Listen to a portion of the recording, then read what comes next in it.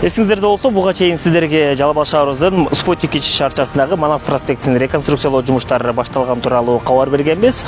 Көчөнүн эски асфальттары толугу менен сыйрылып, асфальтка чейинки даярдоо жумуштары бүткөрүлүп, бүгүнкү күндө асфальт басуу жумуштары жүрүп жатат.